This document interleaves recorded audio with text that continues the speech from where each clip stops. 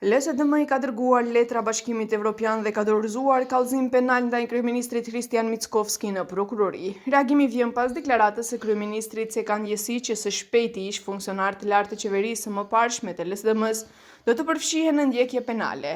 LSDM kërkon që prokuroria menjëherë të thërasë në pyetje dhe të shqyrtojë ndjenjat e tij për të dëshmuar se nuk punon vetëm sipas porosive të Mickovskit. Mickovski javno најавува кривични прогони.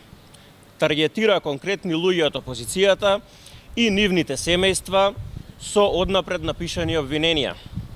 Неговото "имам чувство" го диктира стравот затоа што знае дека ќе мора да се соочи со одговорноста. Но ова е скандал од невидени размери и представува целосно уривање на правниот и уставниот поредок.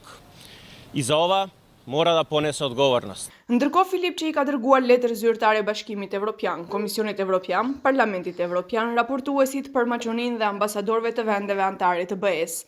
Në letër, ndër të tjera thuhet se Mickovski parlemron ndjekje politike dhe se kjo deklaratë për hakmarrje politike përbën kërcënim të drejt për pluralizëm demokratik.